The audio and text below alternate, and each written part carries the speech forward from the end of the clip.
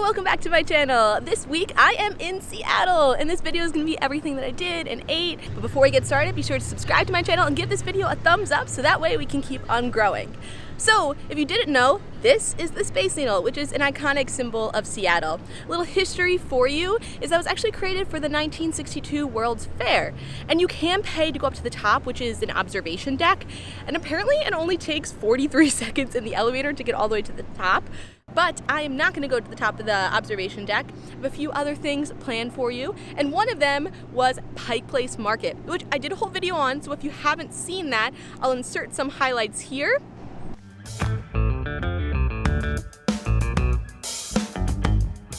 And now that you've seen the highlights, be sure to go check out that video so you can see what I thought about the food that I ate. Now, on to our first stop. Okay, this is our first stop. I'm going to the Chihuly Garden and Glass Museum. So Chihuly was actually an artist and he created all of these like studio style glass blowing pieces of art. So I'm gonna go check that out. If I can get some footage, I'll insert it here. Otherwise, I'll just tell you what I thought afterwards.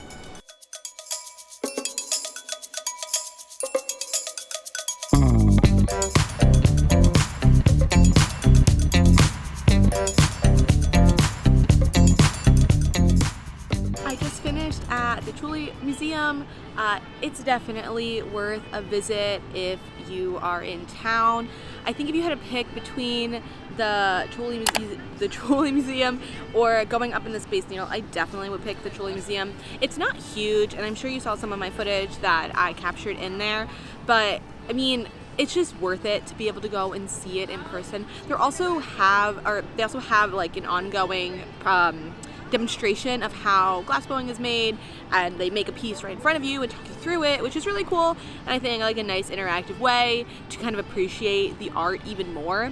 Also, Dale Chihuly, who the museum is for, it's all of his work, he was born in Washington, or he's from here, so that's a nice little fact about why this museum is even here.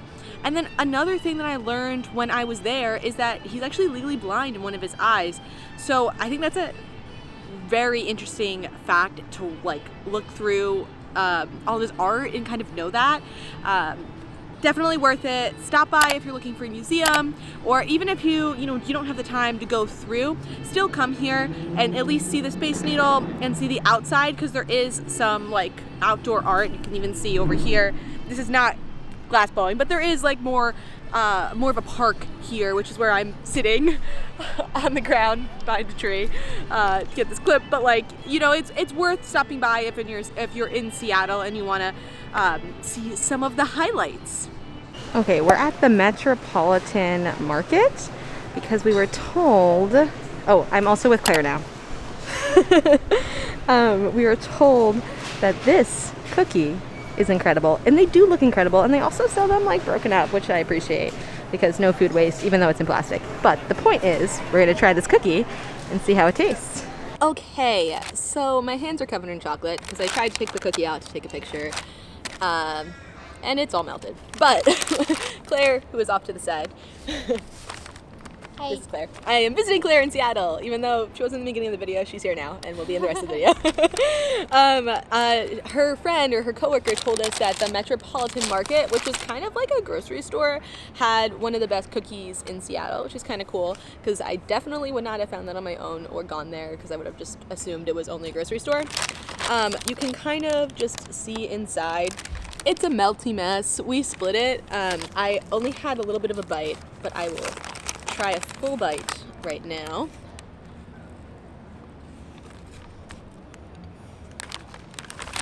It's so chocolatey, which explains the hands. I'm literally covered. I look like I bathed in chocolate. I think that there all are walnuts in it. It very much reminds me of a Levain cookie, which if anyone's been to New York or you've seen anything on the internet, you know that those are like those giant walnut chocolate chip cookies. They're very popular. People try to recreate them, but just go to Levain. They're much better than anything you could do at home. Which I feel like is a pretty good compliment for like a large chocolate chip cookie. It's definitely like, how much was it? $3? Yeah, it's much cheaper. I think Levain's is like 5 or 6. If you're in Seattle and you want like a huge chocolate chip cookie, I would say that this is definitely a good find, but it's a lot of chocolate. I don't know how many more bites I can actually have because it's so good. But for now, I'm gonna have as much as I can and then try and come down from my sugar high. And I'll catch up with you soon. Okay, so we just had some dim sum back there. It was delicious, and I got a montage or some clips of everything that we ate, and I'll link the restaurant down below so that way you can see where we had our dim sum, and it was awesome. It was also packed, so I feel like that's always a good sign. It is a Friday night, so that could also be why, but it's a big restaurant, so it was good, and now insert montage here.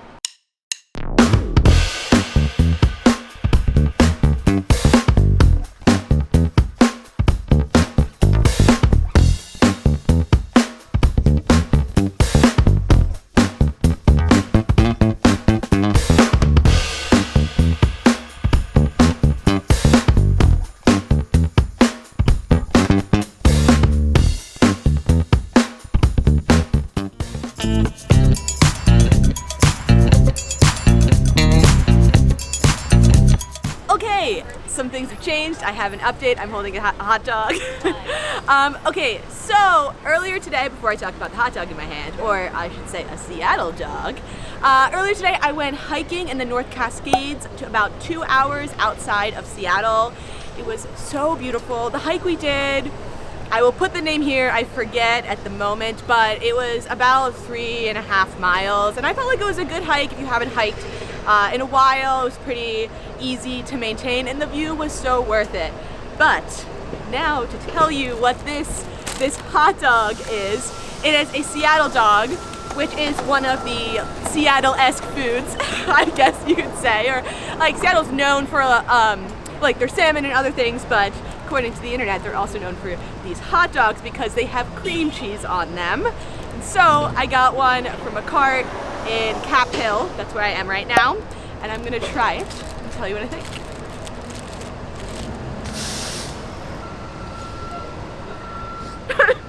It has so much cream cheese flavor.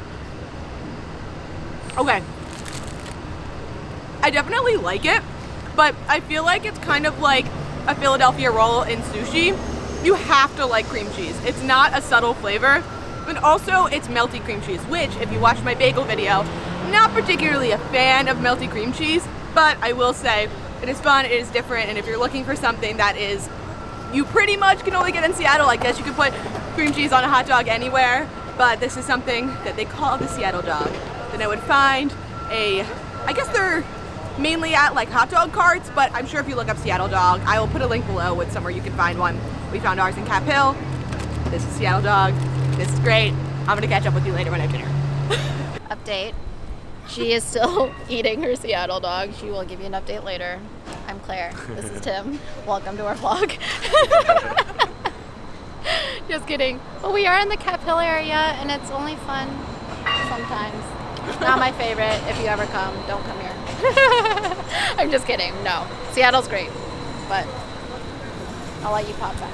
Cap Hill has like a younger population, so like if you're like looking for like a low-key scene, you're saying it's like not your vibe. Yeah. But it's very college-y.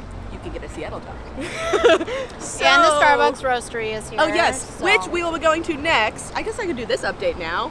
Yep, we're already on it. So I was gonna come back on real quick when Claire grabbed the camera to do a little update on where we are, but I'm almost done this Seattle dog, which is making a mess because it has so many toppings. My comments after almost finishing it is the beef is actually very good. They cut it in half, so I feel like it makes kind of an interesting eating experience because it's not like a traditional ballpark hot dog. It's like kind of more. I did not get jalapenos. I only got relish, and it comes with onions and the cream cheese.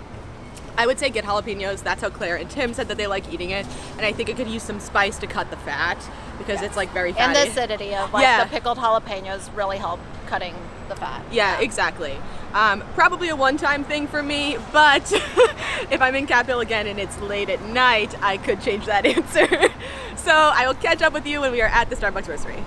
Bye. Okay, this is the outside of the Starbucks roastery and tasting room, but it's obviously, you know, a good stop if you are in Seattle because, like I said, this is where Starbucks was founded. So we're gonna go inside, we're gonna try some items that maybe I haven't seen before in a typical Starbucks, and I'll show you what I think.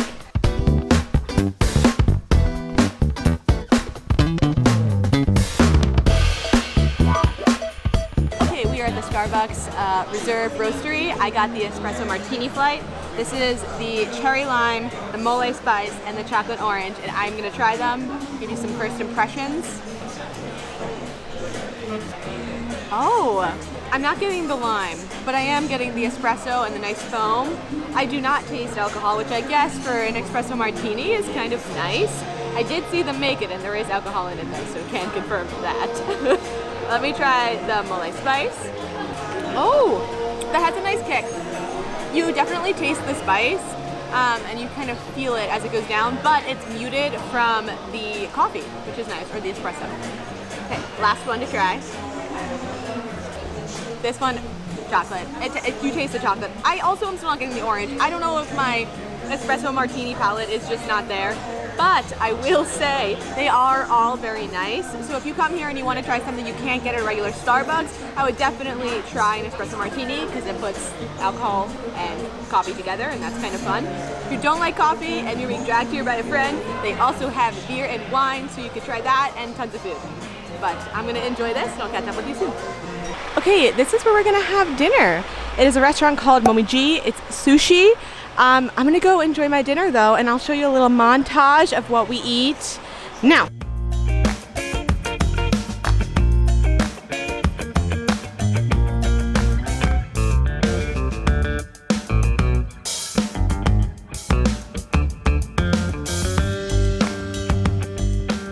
Hello, it is a new day.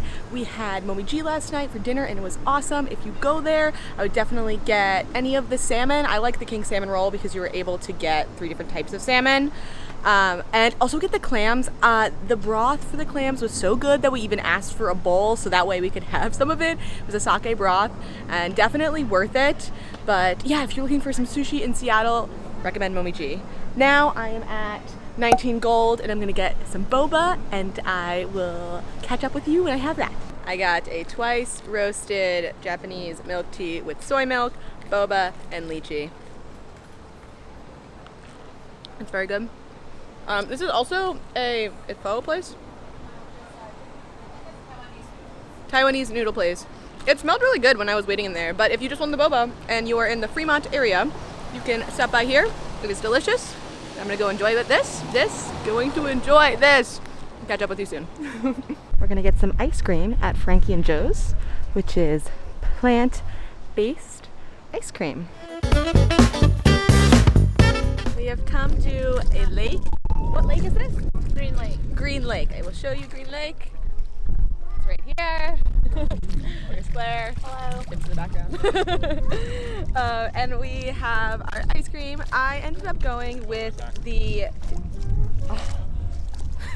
There's some geese that are very close. I ended up going with the date ice cream. They said it was only 5 ingredients. It has coconut milk and it's sweetened mainly with dates. I think I got a clip of all of the ingredients that are in it. But it's really good. I highly recommend plant-based ice cream if you haven't tried it in general. And this place is worth stopping by if you're in Seattle. But I'm gonna go enjoy this with my lake view and I'll catch up with you for dinner. Okay, this is the pho. We have all the veggies and the sauce that came with it, and this is the beef broth. I got a bunch of beef, which we'll put in there, and then cook. And you're hearing the beach. We came to, what beach is this again? Golden Gardens. Golden Gardens Beach for the sunset. I will try and get some sunset clips, and I will catch up with you with a little review of what I thought of the pho. And let's eat. Hello! As you can see, I'm no longer at the beach, but the sunset was beautiful tonight. I just wanted to jump on here and say that my dinner was incredible. I really enjoyed the pho, and I would recommend it if you are in town and looking for some Vietnamese cuisine. But I will say that pho to go is kind of hard to eat, so taking it to the beach was a little bit difficult, but it was also really warm and it was breezy, so that was a nice, comforting feeling with the broth, which was delicious. But I'm leaving Seattle tomorrow, so that's it. This is where I'm going to end the video, and if you haven't already, please be sure to subscribe to my channel and give this video a thumbs up so that way we can keep on growing. Bye!